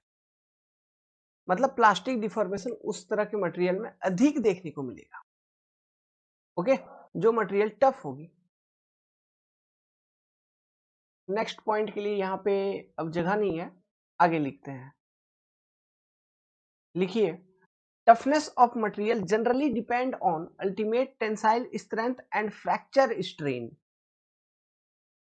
तो लिखिए, toughness of material generally depend on ultimate tensile strength FU and fracture strain epsilon F। इन दोनों parameter के ऊपर toughness of material depend करता है generally. जितना भी बात बता रहा हूँ बाबू, सब स्टैंडर्ड बुक से है, चीजों को आप ध्यान रखिएगा, जैसा जैसा बताते चल रहा हूँ बस उतना ही ध्यान रखिएगा, इसी में से एग्जाम में क्वेश्चन आएगा। जो भी पॉइंट पॉसिबली बन सकते हैं एक टॉपिक से, सारा पॉइंट मैं कवर कर रहा हूँ प्यार से, शांति से, घबराने की जरूरत नहीं है। AE JEE ESE सब हर एक तरह के एग्जामिनेशन को आप अच्छे टाइप से अटेम्प्ट कर पाओगे, अच्छे तरीके से, है ना, कॉन्फिडेंट के साथ। आगे बात करते हैं, how to estimate toughness of any material. इसको कैलकुलेट कैसा किया जाए, कैसे निकालते हैं। देखो, टफनेस को कैलकुलेट करने के लिए, है ना, हम इम्पैक्ट लोडिंग अप्लाई करते हैं मटेरियल के ऊपर। To estimate toughness of any material we apply impact loading over it. Okay, to estimate toughness of any material we apply impact load over it. Impact load कहने का मतलब क्या, जैसे कि मान लो यहाँ पे कोई एक स्टील का या कोई मेटल का प्लेट रखा हुआ है, मेटल प्लेट, मेटल प्लेट। अब इस मेटल प्लेट के ऊपर मैं क्या करूंगा, एक कोई स्टील का बॉल है मेरे पास, लेट्स सपोज एक कोई बॉल है या फिर एक कोई वेट है, एनी वेट, एक कोई वेट है। इस पर्टिकुलर वेट को एक पर्टिकुलर हाइट से मैं ड्रॉप करूंगा, let's suppose the height is h। तो जब ये वेट इस मेटल प्लेट से टकराएगी तो जो लोड वो लगा रही होगी वो लोडिंग है, इंपैक्ट लोडिंग। समझ में आ रहा है, that type of load is impact load. तो यहाँ पे बेसिकली पोटेंशियल एनर्जी की कॉन्सेप्ट यूज होती है। पोटेंशियल एनर्जी है ना, एक पर्टिकुलर हाइट से किसी वेट को ड्रॉप करोगे तो जो एनर्जी उसके पास है वो कौन सा एनर्जी है, पोटेंशियल एनर्जी। और वो कितना होगा, पोटेंशियल एनर्जी इक्वल टू जो पोटेंशियल हेड होगा, इसका वेट है मान लीजिए W, तो जो पोटेंशियल हेड होगा या पोटेंशियल एनर्जी होगा वो होगा W इंटू एच। सिंपली आप जो पढ़ते हो ना रो जी एच, है ना, वही चीज है। रो जी मतलब इस ये जो मटेरियल है, जो भी बॉल है, इस बॉल का जो मटेरियल है उसका यूनिट वेट है मान लो रो, तो रो इंटू जी, ठीक है, एक्सेलरेशन ड्यू टू ग्रेविटी। ये करेंगे तो हमको क्या पता चल जाएगा, gamma of this material into volume multiply कर दो तो टोटल वेट निकल जाएगा कि नहीं, है ना। तो जो रो जी एच देखते हो वो हेड फॉर्म में होता है, यहाँ पे हम टोटल एनर्जी निकाल रहे हैं, समझ गए, टोटल मतलब ये किस फॉर्म में है, वेट का यूनिट क्या होगा, न्यूटन, और एच का यूनिट क्या है, metre, newton metre, work done या एनर्जी, इस फॉर्म में। समझ गए बात को, ठीक है। ये सब बेसिक फिजिक्स की चीजें हैं। वेल तो ये टाइप ऑफ लोडिंग जो होता है इसी को हम basically impact type of loading कहते हैं। तो ये हमारे पास कितने तरह के टेस्ट फिर उपलब्ध हैं, हमारे पास बेसिकली दो तरह के टेस्ट उपलब्ध हैं, दोनों का मैकेनिज्म कॉन्सेप्ट सेम है। दो तरह का जो अभी टेस्ट बताऊंगा दोनों का मैकेनिज्म एंड कॉन्सेप्ट सेम है, जस्ट जो डिफरेंस है स्पेसिमेन का साइज में डिफरेंस है, स्पेसिमेन को किस तरह से हम प्लेस करते हैं उस चीज में डिफरेंस होता है, किस तरह का हथौड़ा, देखो कोई वेट तो यूज करना होगा तो वहां पे हैमर का यूज होता है बेसिकली, तो किस तरह का हथौड़ा का हम उपयोग करते हैं इसमें डिफरेंस आती है, ठीक है। हथौड़ा को किस तरफ मारना है, स्ट्राइकिंग साइड, इसमें डिफरेंस आती है। दो चार बातों पर ये डिफरेंशिएट करता है जो दो टेस्ट में अभी बताने जा रहा हूं, बट दोनों का मैकेनिज्म, प्रिंसिपल सब कुछ सेम, कि इंपैक्ट लोडिंग अप्लाई करके टफनेस को एस्टिमेट करना पड़ेगा। ये आपका बेसिक मैकेनिज्म है। इससे रिलेटेड मैं पहले आपको एक वीडियो दिखा देता हूं, या फिर पहले मैं दोनों टेस्ट का नाम लिखवा देता हूं, ठीक है। जो टेस्ट है हमारे पास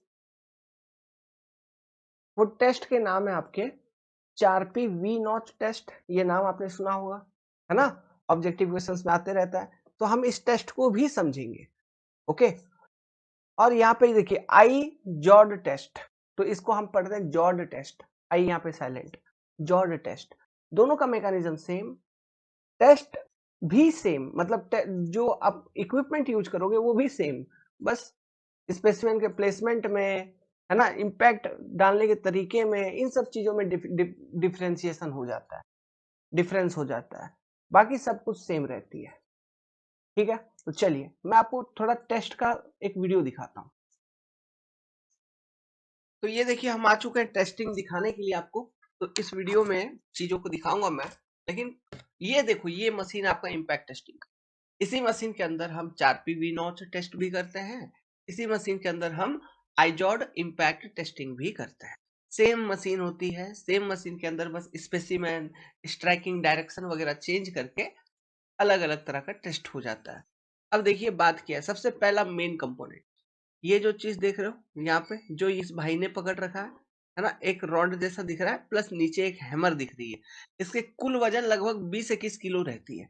इसी को हम पेंडुलम कहते हैं। ये पेंडुलम को घुमा के, ये जो यहाँ पे देख रहे हो पेंडुलम स्टैंड, इसमें हुक वगैरह लगा हुआ है, हाँ, इसमें फंसा दिया जाता है। फंसा देने के बाद स्पेसिमेन को यहाँ पर प्लेस किया जाता है, ये जो लोकेशन है यहाँ पर स्पेसिमेन को प्लेस करते हैं। यहाँ पे दोनों तरह दो सिस्टम होता है स्पेसिमेन को रखने का, एक हॉरिजॉन्टली आप रख सकते हो और वर्टिकली रख सकते हो, क्योंकि आपको मालूम है ना, दो अलग अलग तरह की टेस्टिंग है, दो अलग अलग तरह की टेस्टिंग में स्पेसिमेन को अलग अलग तरीके से रखना पड़ता है। क्लियर है? तो स्पेसिमेन को रखा, प्लस ये जो हैमर है ना, ये जो हैमर है यहाँ पे देख रहे हो, इधर स्ट्राइकर लगाई जाती है। स्ट्राइकर भी दो अलग अलग तरह के होते हैं, मतलब रिंग एंड बॉल स्ट्राइकर या framing striker. Okay, ring and ball striker generally हम यूज करते हैं फॉर 4P टेस्ट, और फ्रेमिंग स्ट्राइकर का यूज किया जाता है फॉर आइजॉट टेस्ट। मैं दिखाऊंगा वो चीज जब मैं अपने स्लाइड पे जाऊंगा, ओरिजिनल स्लाइड पे, तो वहां पे इन सब चीजों का और डिटेल दिखाऊंगा। तो स्ट्राइकर इसके अंदर फिट होती है, किसके अंदर, ये जो हथौड़ा दिख रहा है ना, ये ऐसा पूरा पूरा का पूरा सॉलिड नहीं है, इसके अंदर गैप रहती है। ठीक है, वो गैप में स्ट्राइकर फिट किया जाता है अंदर में। अब ये देखो ये जो चीज है, ये यहाँ पे एक रॉड जैसा दिख रहा है, ये ब्रेक है। ब्रेक क्यों? अरे जब पेंडुलम को रिलीज करोगे तो पेंडुलम आगे पीछे आगे पीछे आगे पीछे घूमेगा ना, तो उसको रोकोगे कैसे? रोकने के लिए ब्रेक ब्रेक यूज करते हैं, ब्रेक पैडल बोलते हैं इसको। ठीक है, प्लस यहाँ पे देखो डिजिटल स्क्रीन है। डिजिटल स्क्रीन क्या? जब स्पेसिमेन को तुमने यहाँ पे रख दिया, पेंडुलम को पेंडुलम स्टैंड में फिक्स कर दिया, तो ये एक पर्टिकुलर हाइट से पेंडुलम को रिलीज किया जा रहा है, देखिए, है ना। तो इम्पैक्ट टेस्टिंग में मैंने बोला था इम्पैक्ट लोड, उसमें क्या होता है, एक पर्टिकुलर हाइट से हम एक पर्टिकुलर वेट को ड्रॉप करते हैं, तब जो लोड लगाता है किसी मटेरियल के ऊपर, वो लोड इम्पैक्ट लोडिंग होती है। तो यहाँ पर देखिए वही सेम कॉन्सेप्ट पेंडुलम की मदद से की जा रही है ना। तो इम्पैक्ट लोडिंग कितना लगाया, वो चीज सीधा ये डिजिटल स्क्रीन में आपको दिख जाएगा। ओके, देखिए ये जो पेंडुलम है इस तरह से आगे पीछे घूमते रहता है। देखो ब्रेक पैडल, ब्रेक कैसे लगाते हैं, जैसे ये पेंडुलम आगे पीछे जा रही है, तो ब्रेक लीवर को हमने पुल किया, तो ये ऊपर उठी और ये ब्रेक लग गया। समझ में आ रहा है? यहाँ पे स्पेसिमेन को प्लेस किया जाता है। ठीक है, अब देखो इसके अंदर बोला था, इसके अंदर स्पेस रहता है जहां पे हम स्ट्राइकर को लगाते हैं। ओके, अब ये इस तरह का हम स्पेसिमेन यहाँ पे यूज करते हैं। 4P के लिए शेप शेप वगैरह सब सेम होता है ना, लेकिन डायमेंशन थोड़ा सा अलग होता है। ओके, लेकिन उसमें इस तरह का हम ग्रुप बनाते हैं। ये ग्रुप बनाने का क्या मतलब है, सुनो बात। ग्रुप बनाने का जो मतलब है वो ये है, हम यहाँ पे predetermined failure plane define कर रहे हैं, मतलब फेलियर प्लेन को डिफाइन कर रहे हैं। जिस लोकेशन पे ग्रुप बनाया है उसी लोकेशन से फेल होगा आपका मेंबर अंडर इम्पैक्ट टेस्टिंग। समझ में आ रहा है? मतलब failure plane is predetermined, मतलब क्रॉस सेक्शन को कमजोर करने के लिए, थोड़ा सा वीकेंड दी क्रॉस सेक्शन, हम ये ग्रुप बनाते हैं। ये ग्रुप का भी एक डायमेंशन होता है, मैं आपको दिखाऊंगा ग्रुप कैसा बनाते हैं हम। 45 डिग्री। ओके, तो वो 45 डिग्री के एंगल पे ग्रुप काटा जाता है, मैं आपको दिखाऊंगा आगे चल के। ये स्पेसिमेन का थोड़ा क्लोज व्यू लीजिए, देखिए दिख रहा है ग्रुप कटा हुआ, दिख रहा है इसमें, देखो ग्रुप कटा हुआ दिख रहा है, वो बस सेक्शन को कमजोर करने के लिए है, और कुछ लॉजिक नहीं है ना। फेलियर प्लेन को पहले से डिफाइन कर रहे हैं हम। क्लियर है? That is the logic behind cutting the groove. चलो यार एक टेस्ट सैंपल दिखा दो। ये देखो यहीं पर मतलब यहीं पे एडजस्टमेंट रहता है, ये जो डिजिटल स्क्रीन है इसी में एडजस्टमेंट रहता है कि आपको 4P टेस्ट कर रहे हैं तो 4P के लिए सेटिंग कर दीजिए, अगर आईजॉट टेस्टिंग कर रहे हैं तो आईजॉट के लिए आप सेटिंग कर दीजिए। ये देखिए भाई ने क्लोज लेके आ गया, बहुत अच्छी बात है। फिर से देखिए, देखिए ये हथौड़ा में गैप है, उसी गैप के अंदर स्ट्राइकर लगाया जाता है डिफरेंट टेस्ट के लिए। प्लस ये डिजिटल स्क्रीन 4P करोगे तो 4P वाला सेटिंग में डालो, आईजोड करोगे तो आईजोड वाला सेटिंग में डालो। ये पेंडुलम देखिए, पेंडुलम का वो पिन जॉइंट आपको दिख रहा है, यहाँ पे देखो एक स्पेसिमेन को लगा दिया गया। स्पेसिमेन को जब आप लगा रहे हो, यहाँ पे अभी हॉराइजेंटली प्लेस किए हैं हमने, किसके लिए? 4P के लिए। प्लस जो ग्रूव कटा हुआ है, देखो ग्रूव इस तरफ दिख रहा है, ग्रूव मतलब वो स्पेसिमेन में जो ग्रूव है वो इस तरफ दिख रहा है। अब जो हथौड़ा आएगा, पेंडुलम, पेंडुलम उधर ऊपर है, उधर से आएगा और इसके पीछे टक्कर मारेगा ना, मतलब अपोजिट साइड ऑफ ग्रूव में टक्कर मारेगा। Striking direction is opposite of groove. लेकिन जब हम आईजॉट टेस्टिंग करेंगे तब स्पेसिमेन को वर्टिकली, ये जो छेदा यहाँ पे दिख रहा है इसमें वर्टिकली प्लेस किया जाएगा, ठीक है, आईजॉट टेस्टिंग के दौरान। और जो ग्रूव होगा वो स्ट्राइकर के डायरेक्शन में होगा, मतलब आईजॉट टेस्टिंग में स्ट्राइकर सीधा आके ग्रूव पे ही टक्कर मारती है। समझ रहे हो बात को? ठीक है, तो चलिए अब जरा एक बार टक्कर देख लेते हैं। देखिए टक्कर देखिए, फिर कैसा स्पेसिमेन टूटता है देखिए, नजर गड़ाए रखिए, पेंडुलम आ रही है, टक्कर मारेगी, स्पेसिमेन टूटेगा। देखो गया, कहां फेंकाया स्पेसिमेन मालूम नहीं, तो देख रहे हो, बस यही एक ही इंपैक्ट, एक बार खत्म। अब इसके करस्पॉन्डिंग जो डिजिटल स्क्रीन है ना, वहां पे जब इंपैक्ट लगा होगा तो डिजिटल स्क्रीन पे आपको शो कर दिया होगा सब, मतलब कितना लोड वगैरह किया है ना, सब चीज। अब ये स्पेसिमेन नहीं दिखाया, ये देखो मैं कहीं से भी इस स्पेसिमेन को ढूंढ के लाया हूं, देखो इंपैक्ट के बाद स्पेसिमेन। हाँ, तो फ्रैक्चर से पहले बहुत सारा स्ट्रेन एनर्जी इसने एब्जॉर्ब किया है, इसका मतलब यही है। स्ट्रेन एनर्जी इसलिए एब्जॉर्ब किया क्योंकि फ्रैक्चर टूटा लेकिन डिफॉर्म भी हुआ है, कंप्लीटली वो टूटा नहीं, तो ये मटेरियल टफ था, है ना। ये जो स्पेसिमेन है वो टफ स्पेसिमेन है क्योंकि डिफॉर्मेशन हुई। जो टफ नहीं होती उसमें क्या, ये डिफॉर्मेशन वगैरह देखने को नहीं मिलता और तुरंत वो ब्रेक हो जाता है ना, मटेरियल दो अलग अलग पीसेस में कन्वर्ट हो जाती। But this material is tough क्योंकि ये दो अलग अलग पीसेस में कन्वर्ट हुई नहीं और डिफॉर्मेशन हुआ है ना। मतलब इसमें और ज्यादा ये इंपैक्ट लोडिंग ले सकता था बिफोर फ्रैक्चर। क्या समझे? क्लियर है बात? ठीक है, अब देखो बाबू, इस मशीन को कैसे स्टॉप किया जाता है वो भी देखो। अब इस तरह से बाहुबली का हथौड़ा चलेगा तो कोई भी घायल हो जाएगा, तो अपने को क्या करना है, ये जो लीवर है ब्रेक वाला, ठीक है, इसको ऊपर करनी है। पुल करोगे तो नीचे से ये पेडल उठेगी ऊपर और हथौड़ा धीरे धीरे मूवमेंट करना बंद कर देगा, ये पेंडुलम धीरे धीरे मूव करना बंद कर देगा। ठीक है, देखो उठाया भाई ने, ये देखो, ये देखो, धीरे धीरे उठाना अपने को, तब जाके ब्रेक लगता है। देखा देखा देखा देखा, लग गया। तो ये जो दो टेस्ट आपने देखा, तो दोनों टेस्ट का प्रिंसिपल तो सेम है, एक ही इंस्ट्रूमेंट में कर रहे हैं, इंपैक्ट टेस्टिंग मशीन में, बस कुछ पॉइंट पे डिफरेंस है। तो लिखिए, principle of both test is same but have few differences as follow. पहला डिफरेंस, पोजीशन ऑफ स्पेसिमेन। तो जो 4P टेस्ट देखा था उसमें हम हॉराइजेंटली प्लेस किए थे ना, अभी जो देखा था टेस्ट आपने, तो position of specimen is horizontal, ठीक है।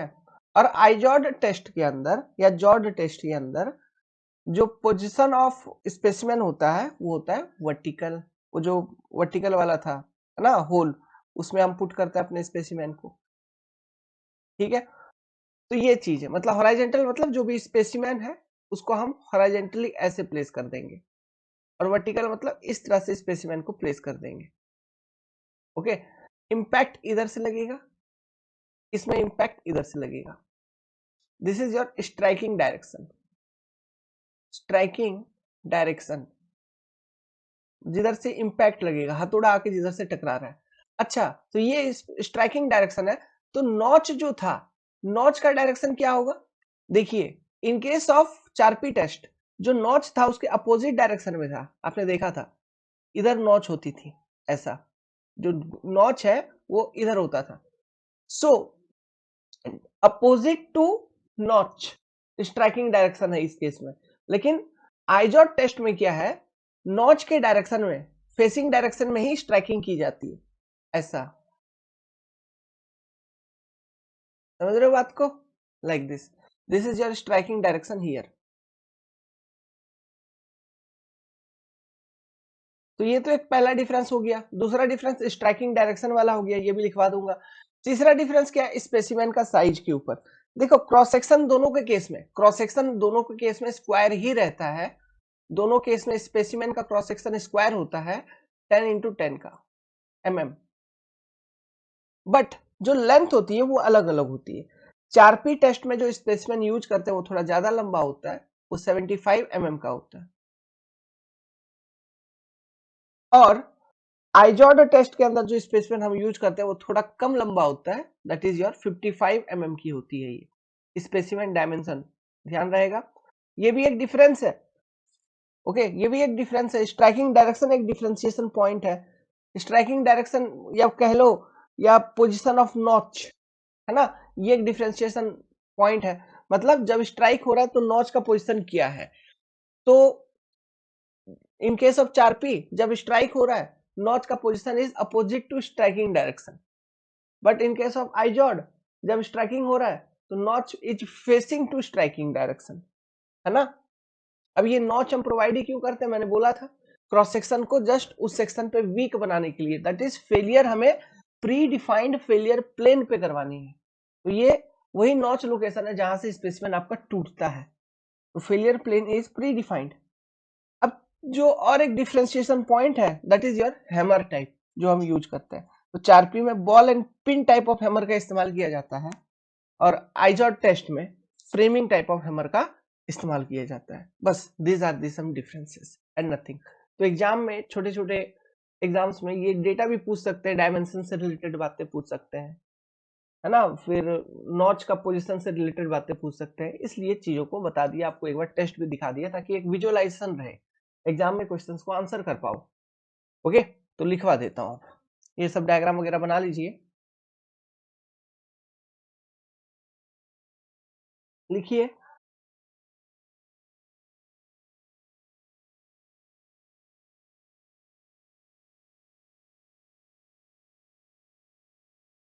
पोजीशन ऑफ नॉच लिखिए। 4P में अवे फ्रॉम स्ट्राइक, आइजॉड में facing toward strike. Specimen dimension is different. क्या 4P में 75 गुना 10 गुना 10, आइजॉड में 55 गुना 10 गुना 10। टाइप ऑफ हैमर, 4P में ball and pin type of hammer, Izod में फ्रेमिंग टाइप ऑफ हैमर। ये थोड़ा मैं आपको फोटो इसका दिखाता हूँ। वेल ये तो मशीन आपने देख ही लिया था, है ना। ये मशीन का इस तरह का सेटअप है, ये लाइन डायग्राम है। अगर आप बनाना चाहे तो इस डायग्राम को बना सकते हैं। यहाँ पे देखो, ये पहले स्केल था, ठीक है, लोड स्केल, मतलब कितना लोड यहाँ पे शो कर देता था, ये पहले था। बट आजकल अभी इस चीज को डिजिटल हो गया है, तो आपने डिजिटल वाला सिस्टम देखा था अभी अभी। ओके, देखो जो हम ये पेंडुलम को ऊपर फिक्स करते हैं, तो this is your releasing height. तो एक पर्टिकुलर हाइट से आके ये टकराती है स्पेसिमेन से, है ना, एक पर्टिकुलर वेट के साथ। बोला था इसका लगभग लगभग लगभग 21 किलो वेट होता है इस चीज का, ये पूरे सिस्टम का। समझ में आ रहा है? अप्रोक्सीमेटली इसका वेट जो होता है 21 किलो तक होती है। ओके, 1-2 किलो और आगे पीछे हो सकता है, लेकिन रफ याद रखिएगा, अगर याद रखना हो 21 किलो। ऐसे उसका जरूरत नहीं, एग्जाम में पूछेगा नहीं, लेकिन फिर भी किसी को समझाने के लिए, ठीक है। तो एक पर्टिकुलर वेट के साथ, है ना, अब इसी में यहाँ पे फिक्स होती है, यहाँ पे जगह होती है वो स्ट्राइकर लगाने की। स्ट्राइकर का टाइप जो मैंने बोला है वो देखो, यहाँ पे 2 हथौड़ा दिख रहा है, ये है रिंग एंड बॉल। मतलब ये इस तरह का सिस्टम यूज होगा 4P में। मतलब बेसिकली इस तरह का स्ट्राइकर रहता है, ये जो इस साइड में है आपको दिख रहा है। ओके, इस तरह का स्ट्राइकर रहता है। नाउ आपका आइजॉड में ये देखो, ये है आपका framing type. This is your framing type हथौड़ा, फ्रेमिंग टाइप जो कि हम यूज करते हैं आइजॉड में। इस तरह का स्ट्राइकर होता है। क्लियर है? दो अलग अलग डिफरेंस। बाकी ये स्पेसिमेन तो आपने देखा ही, यहाँ पे हम नॉच बना रहे हैं, है ना, स्पेसिमेन में। अब ये जो स्पेसिमेन में नॉच बना रहे हैं, नॉच का पर्पज क्या है? दिस इज योर नॉच, ये आपका नॉच है, इसी को हम बोलते हैं वी नॉच। ये वी नॉच का पर्पज क्या है? वी नॉच का पर्पज है to weaken the cross section, that is, यहां पे बगल में लिख रहा हूं, that is defining the failure plane. आप इसको नोट बना के लिख लीजिएगा, पर्पज ऑफ नोज, है ना, मतलब purpose of notch, purpose of notch, आप इसको नोट बना के लिख लीजिएगा। To weaken the cross section, that is defined the failure plane, define the failure plane, और कुछ नहीं। बाकी ये नॉच का अगर डायमेंशन बताऊं, जैसे ये वी नॉच है, इस तरह का है, तो ये ऊपर जो होती है ये लगभग लगभग 2 to 2.5 mm तक कट जाती है, प्लस ये जो एंगल है this is your 45 degree. Okay, एक मिनट, ये जो एंगल है ये आपका 45 डिग्री का एंगल होता है, क्लियर है? दिस एंगल इज 45 डिग्री, और जो इसकी टॉप विड्थ होती है ये लगभग लगभग 2 से 2.5 mm तक कट जाती है, समझ गए? ये नॉच काटने का पर्पज क्या है?